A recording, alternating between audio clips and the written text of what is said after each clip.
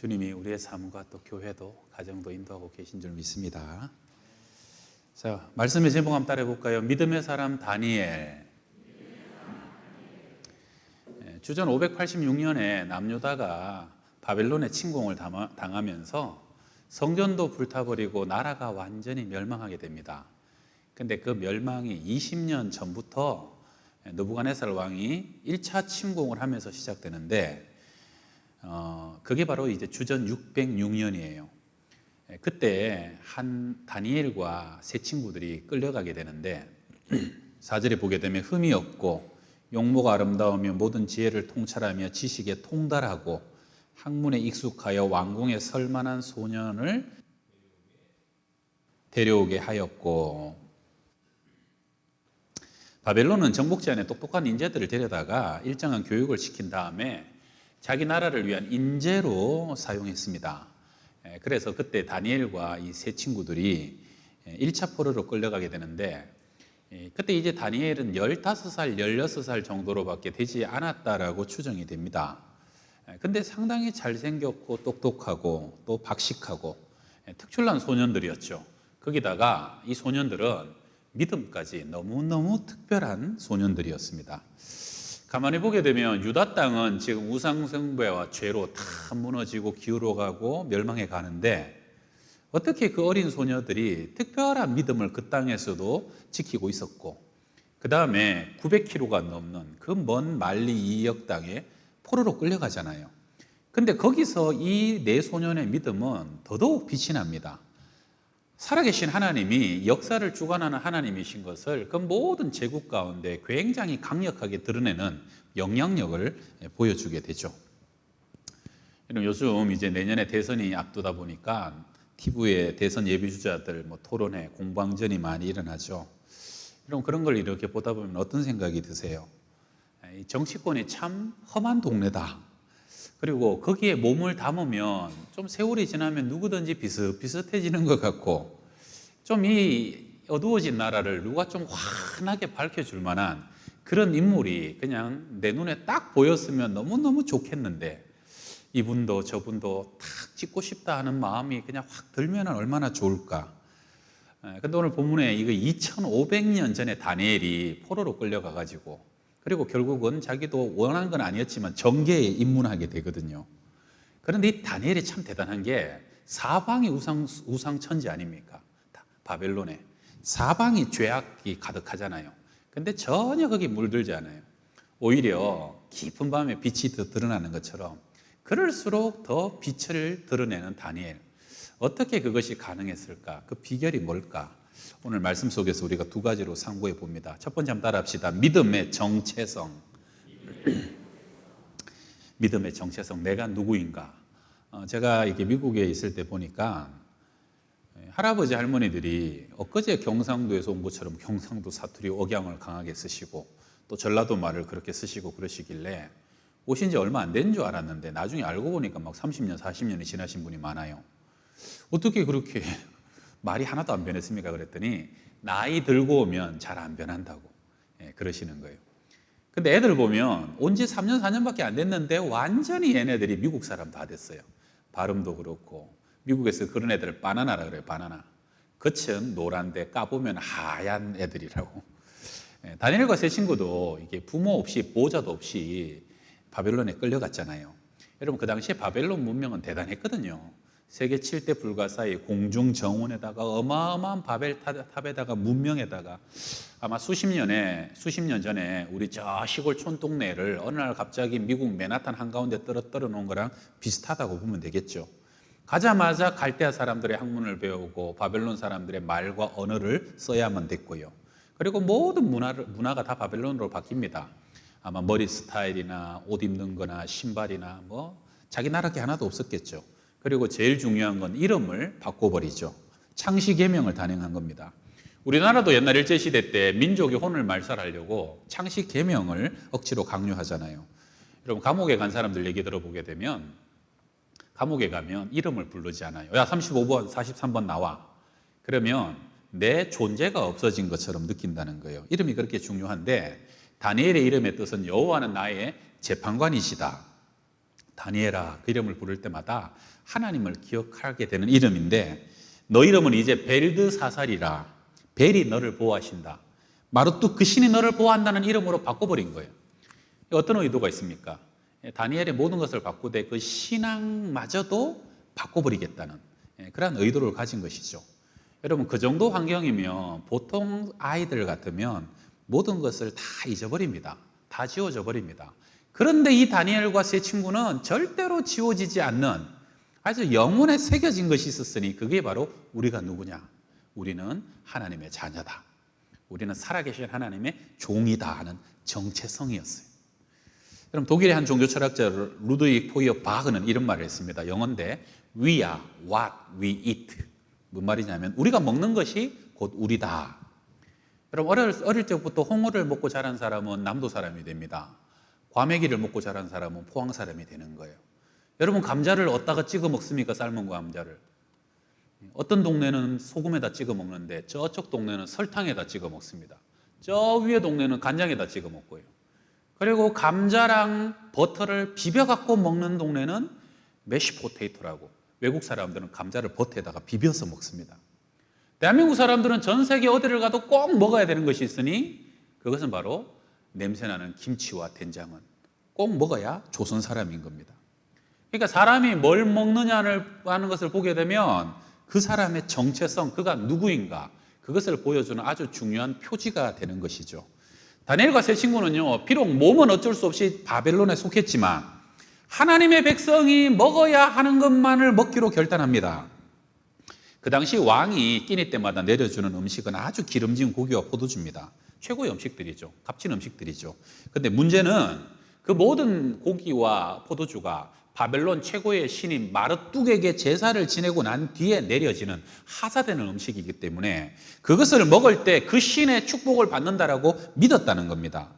다니엘과 세 친구는 매 끼니 그들이 결단하는 것은 우리는 하나님의 말씀이 명령한 것을 여전히 여기서도 먹으면서 매일 매 끼니 내가 누구인가를 잊지 않고 스스로 돌아보며 결단하고 선포하며 살겠다라고 다짐했던 겁니다.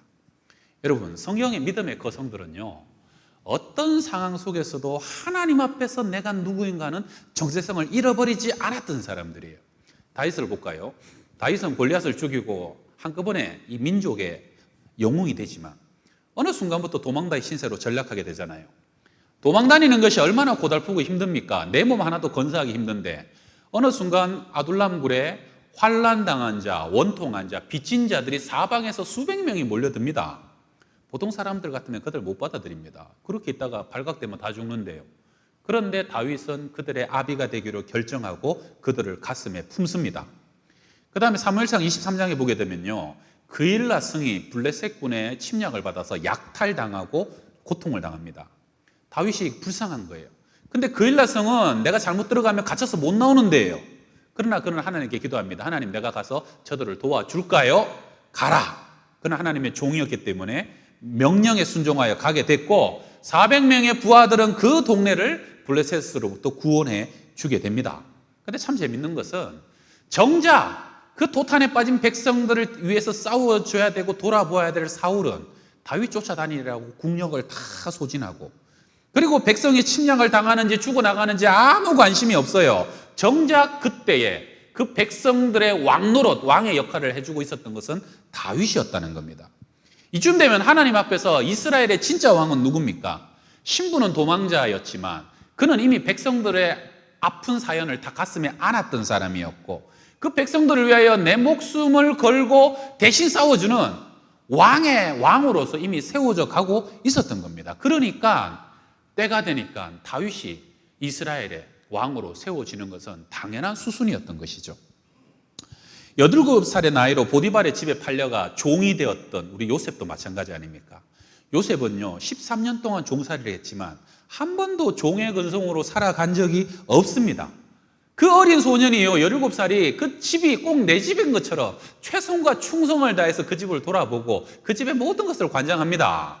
그래야 하나님은 요셉 때문에, 그 종놈 하나 때문에 그 집에 복을 주시고 밭에 복을 주시고 모든 것에 요셉 때문에 복을 주시고 나중에는 요셉 때문에 애굽이 복을 받게 되죠.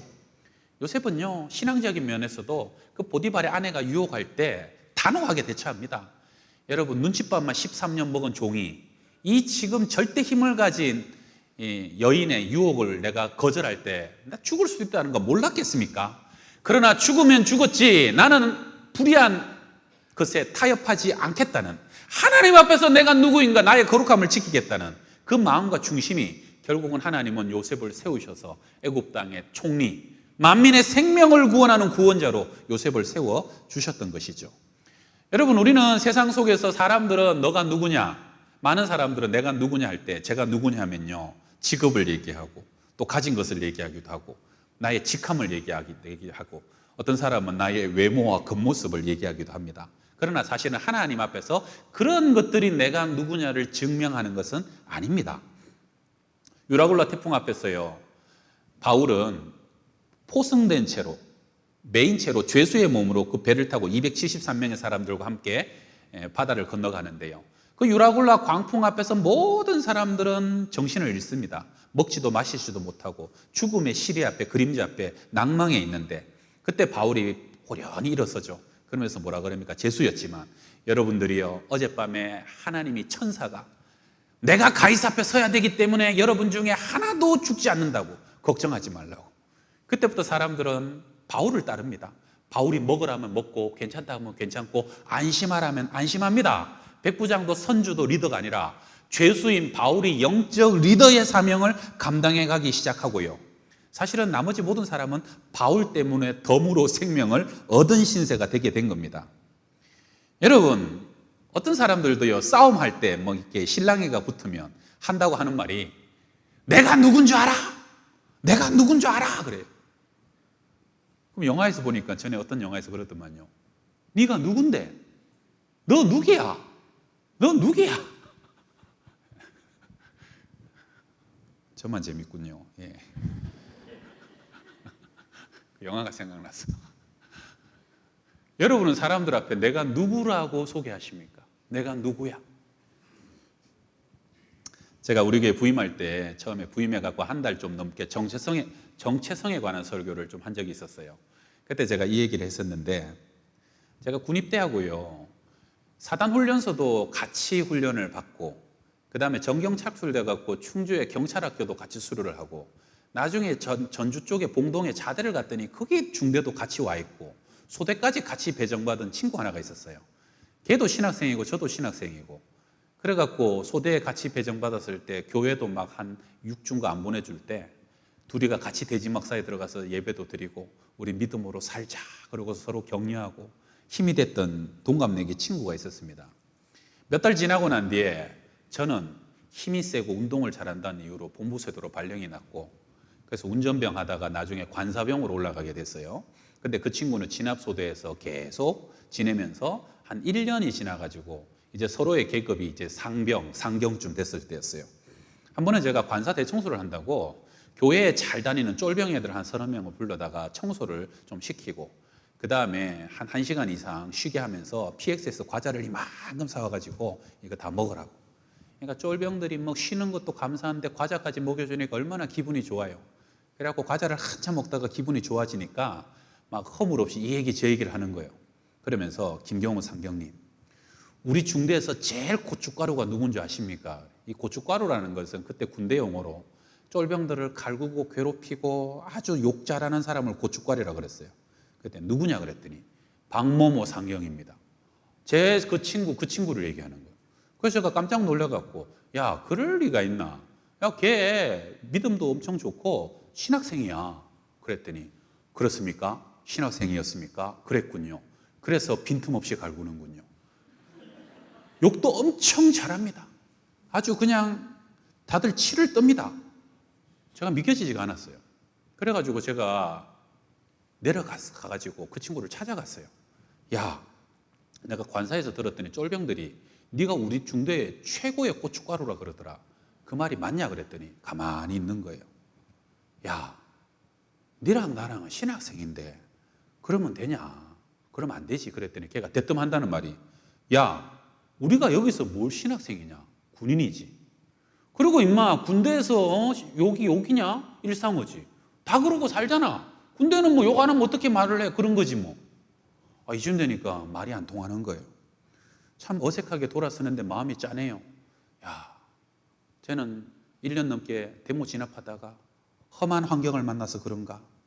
근데 제가요, 그날 분명히 깨달은 게 하나 있었어요. 너는 네가 군인이라고 생각하고 살고 있구나.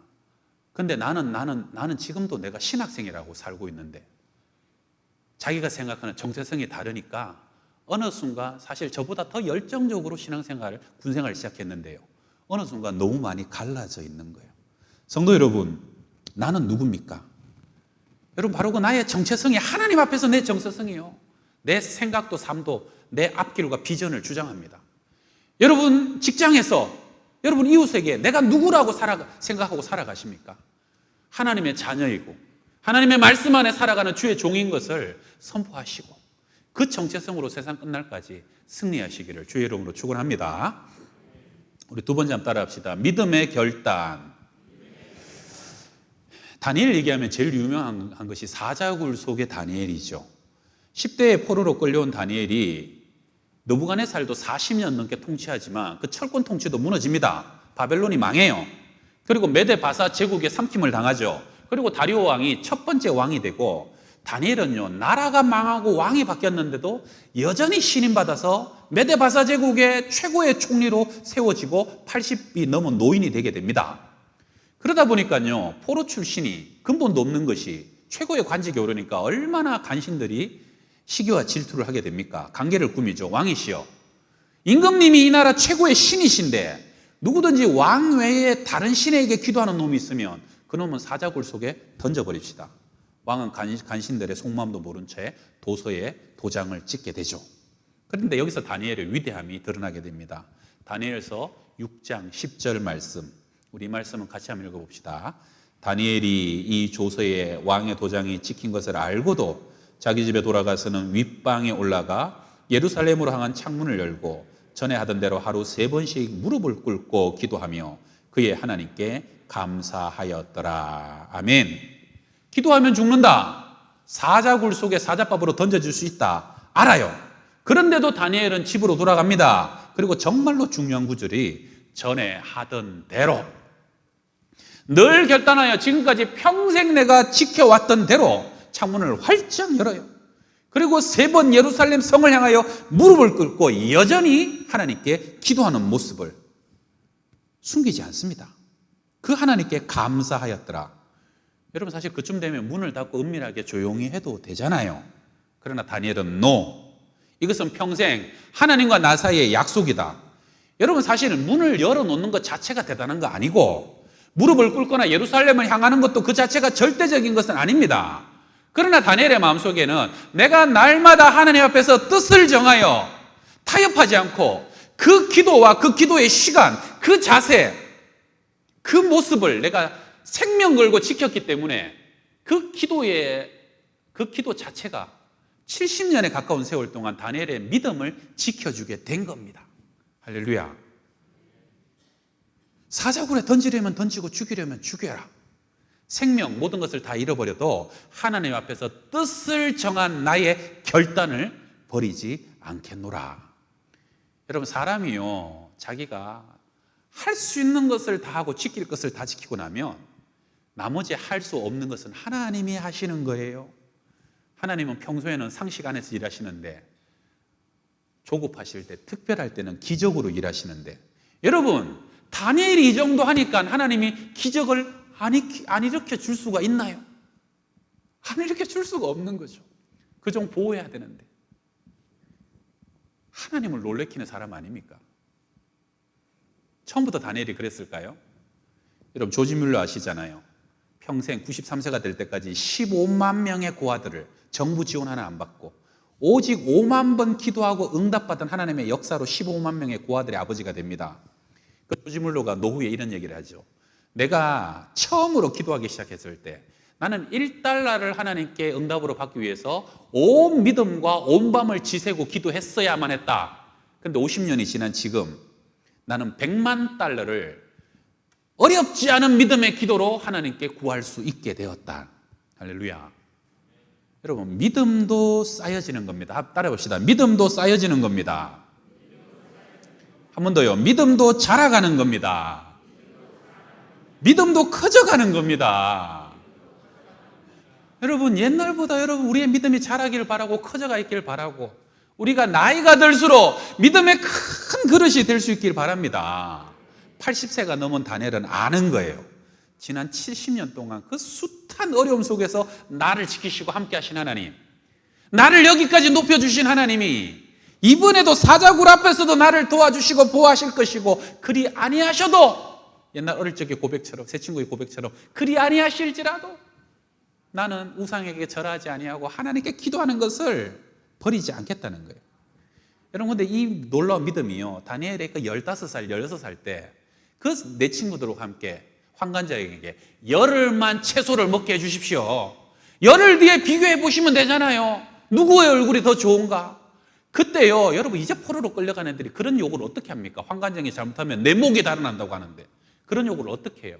그러나 그들은 믿음의 결단으로 하나님 앞에 뜻을 정하여 왕의 음식으로 우리를 우상의 음식으로 더럽히지 않기로 결단하였기 때문에 어떤 식으로는 그 결단으로 그들은 노력하고 수고하는 중에 하나님께서 환관장에게 은혜와 긍휼을 얻게 하신지라. 그리고 어릴 적에 그 시름 속에 응답하신 하나님. 여러분, 요즘처럼 영양가 좋은 시대 아니잖아요. 요즘처럼 비만 시대 아니잖아요. 사흘날 풀만 먹으면 초췌해지는 거예요, 포로 주제에. 근데 열흘 뒤에 보게 되면 얼마나 아름답고 윤택하고 그 얼굴빛이 풍성한지. 그게 하나님의 기적 아닙니까? 하나님의 기적. 그 기적들이요, 70년간 쌓이다 보니까 사자들의 입을 막으시고, 결국은 다리오 왕과 다리오 왕이요, 하나님의 사람 다니엘아, 어젯밤 하나님이 너를 보호하시더냐? 그러고 나는데 다니엘이 살아난 걸 보면서 저놈들을 다 잡아 사자굴에 던져라.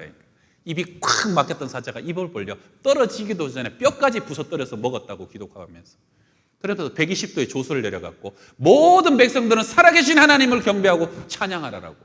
그 다리오 입이 하나님을 찬양하고 하나님의 이름을 높이는 그런 놀라운 역사가 나타나게 되는 거 아닙니까? 왜요? 소년 시절부터 그 하나님을 체험하고 간증하고 그 믿음이 쌓였기 때문에 어느 순간 노인의 다니엘은 믿음의 거성이 되어 있었던 것입니다. 여러분, 제가 안산에서 목회 배울 때 담임 목사님이 항상 목표가 없으면 회개할 것도 없다. 목사들아, 항상 하나님 앞에서 비전을 가지고 하나님 앞에서 목적을 가지고 달려가라. 목적도 비전도 없으면 회개할 것도 없다.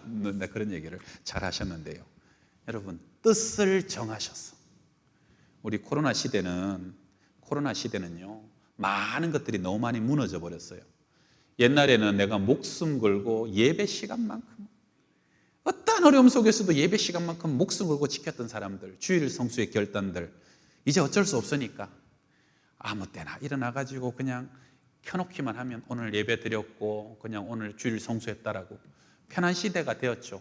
물론 가정에서도요, 이거 가지고 교회 가고 싶은데 못 가가지고 진짜 눈물로 기도하시는 분들 제가 있다는 거 알고, 또 그런 분들이 어서 교회 오시도록 제가 기도합니다. 그러나 어느 순간 이 코로나가요, 우리로 하여금 일주일에 내가 그 시간만큼은 생명 걸고 항상 그곳에서 기도했던 것들이 무너져 버렸어요. 수십 년간 지켜오면서 내가 한결같이 봉사하던 그 봉사의 자리가 잊혀져 가고 있고요, 그 뜨거웠던 선교의 열정들도 다 식어져 가고 있지 않은지, 하나님, 내가 내 자녀들만큼 내 자손들만큼 믿음으로 그렇게 길을 이루겠습니다라고 결단했던 것들이 어느 날 코로나 안에서 너무 무기력하게 갇혀버린 것은 아닌지. 사랑하는 우리 양평동교회 성도 여러분, 이번 한 주간은 하나님께서 특별한 은혜를 주실 것입니다. 저는 이번에 기도하는 것은요, 하나님, 우리 잊혀진 것들이 다시 기억나게 하시고 무너진 것들이 다시 세워지는 그러한 한 주간이 되게 하여 주시옵소서. 코로나 어떤 식으로든 여러분 이제 지나갈 때가 오겠죠. 우리는 애프터 코로나를 준비하는 때가 되어야 되지 않겠습니까? 어려웠던 만큼 더한 정금 같은 믿음으로 주님께 달려가야 되지 않겠습니까? 제가 얘기 하나 더 하고 마치겠는데요, 제가 아까 그 군대에 갔을 때요, 아까 제가 처음에 6주간 동안 그 친구랑 교회를 못 갔어요. 그래가지고 대지막사에서도 예배하다가 나중에 막 7주 때 처음으로 교회를 보내줬는데 야, 그 시골 교회 가는데 얼마나 눈물이 폭포처럼 나는지 하나님 고맙습니다. 그러고 예배를 드리는데 정경이라는 게요. 제가 전라북도에서 근무를 했는데 농민 시위가 많아요. 근데 농민 시위를 다 일요일 날, 주일 날 해요. 그러다 보니까 선배들 보니까 교회를 잘 나가봐야 1년에 30번 넘게 나가기도 쉽지 않은 거예요. 하나님께 기도를 합니다. 하나님, 저는 주일날은 꼭 교회 가서 은혜 받고 예배를 드려야 살아갈 수 있는데 내가 교회를 안 보내주면 내가 어떻게 합니까? 어떻게 하면 교회를 갈 수 있을까요? 그러고 이제 기도를 하는데 할 수 있는 게 없는데 내가 할 수 있는 게 없지만 내가 할 수 있는 걸 해보자. 그러고 생각한 게 뭐냐면 구두를 닦는 거예요. 단화를. 그래서 단화를 토요일 날 아침에 혼자서 네모만 앞에 쪼그리고 앉아가지고 올광을 내요. 올광이 뭐냐면 이렇게 태태해가지고 닦으면 앞면도 유리처럼 반질반질, 옆면, 뒷면, 뒷구까지 유리구두처럼 이렇게 하다 보면 닦다 보면 막 내 얼굴이 보이고 점이 보일 정도로 한 20-30분 걸려요. 근데 그걸 계속 닦으면서 기도하는 거예요. 하나님, 이 신고 내일 교회 가게 해주세요. 이 신발 신고 내일 교회 가게 해주세요. 그럼 고참들이 나중에 하도 제가 닦아내니까 저 새끼 저거 또 내일 교회 가려고 저거 꼼수 쓰는 거 봐라. 그러거나 말거나 하나님 이 신발 신고 교회 가게 해주세요. 여러분 놀라운 일이 뭐냐면 제가요 그 단화를 닦아놓고 교회에 못 간 적이 한 번도 없었어요. 제가 쫄병 1년간 52주를 교회를 유일하게 개근했다는 거 아닙니까? 이게 하나님의 여러분 정경이 아니라서 모르시는데 정경들은요 1년 52주 교회 가는 게 이게 기적이라는 걸 정경 출신들은 다 알아요. 이게 불가능한 일이거든요. 하나님이 보내주시더라고요. 내가 할 수 있는 걸 하니까 하나님의 은혜와 긍휼을 베풀어 주시더라고요. 제가요 제대할 때까지 딱 2번 교회를 빠졌어요. 병장 때 구두를 안 닦아가지고 내 마음이 해이해지니까요. 내가 할 수 있는데도 어느 순간 마음이 느슨해지니까 이유가 생기고 상황이 생기고 핑계가 생기는 거예요. 제가 그 2번 빠지고 많이 회개했죠. 여러분 불가능해 보인다고 지레 포기하지 마시기 바랍니다. 하나님이 기뻐하시는 것이면 하나님의 능력을 의지하시고 내가 할 수 있는 것을 뜻을 정하여 최선을 다해서 결단하게 되면 내가 할 수 없는 것은 하나님이 도우시는 거예요. 끊어야 되는데 아직 끊지 못한 것 있다면 오늘 결단하시고 버려야 하는데 버리지 못한 것도 오늘 결단하시고 미루기만 했던 것이 있다면 오늘 뜻을 정하여 하나님께 결단하셔서 이번 한 주간 정말 부흥사경연을 통해서 저와 여러분 우리 교회가 다 새로워지는 은혜의 역사가 있기를 주의 이름으로 축원합니다. 우리 오늘은 찬양하고 마치겠습니다. 우리 찬양 좀 해주세요. 오늘 찬양은 이 세상을 살아가는 동안에 우리 반주자들 어디 갔어요? 이 세상을 살아가는 동안에 나의 힘을 의지할 수 없으니 기도하고 낙심하지 말 것은 우리 작년에 우리 주제가였죠. 함께 우리 나의 고백과 나의 찬송으로 주님께 올려드립시다.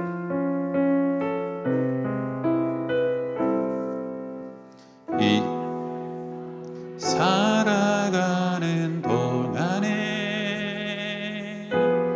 나의 힘을 의지할 수 없으니 기도하고 낙심하지 말 것을 주께서 참 소망이 되심이 주의 길을 걸어가는 동안에 주의 길 걸어가는 동안에 세상에 것 의지할 수 감사하고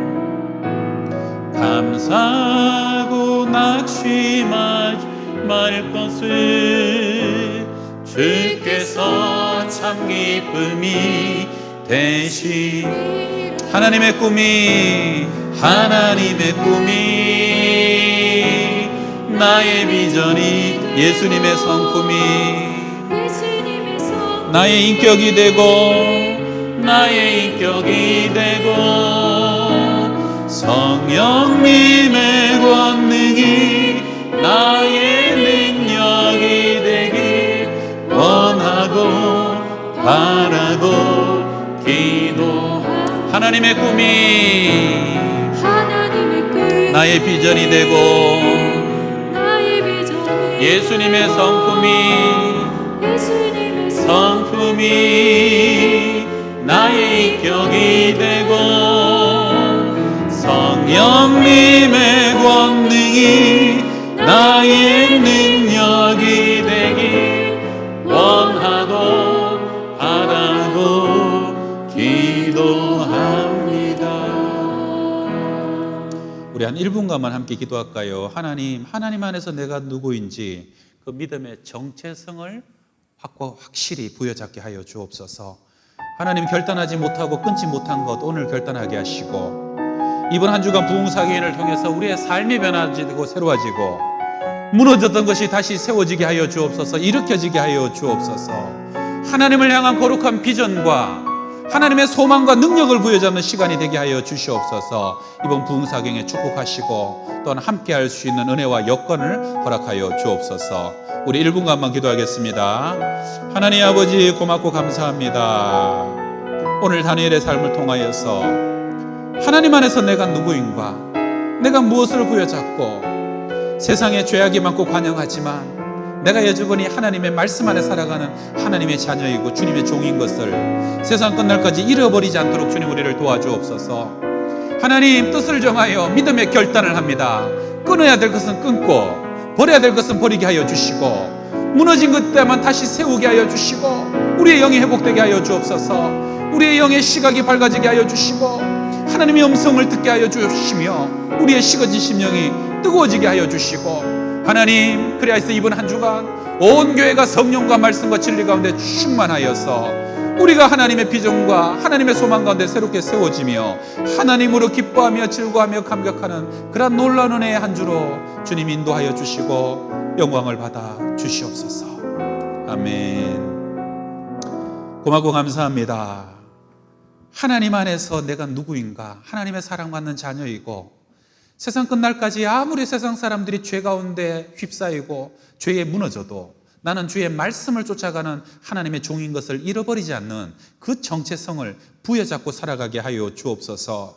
하나님, 뜻을 정하여 주님 앞에 자신을 더럽히지 않기로 결단한 다니엘처럼 우리도 끊어야 될 것이 있다면 끊게 하시고 버려야 할 것이 있다면 버리기로 결단하게 하여 주시고 무너진 것은 다시 세워 주옵소서. 이번 한 주간 부흥사경을 허락하신 주님 감사합니다. 성령으로 기름 부으시고 진리의 말씀의 능력으로 부흥 강사님들을 통하여서 우리를 새롭게 하여 주옵시며 뜻을 정하여 우리의 모든 무너졌던 것들이 다시 세워지고 하나님 성령과 말씀으로 기뻐하며 즐거워할 수 있는 천국잔치가 되게 하여 주시옵소서. 예수님의 이름으로 기도합니다. 아멘.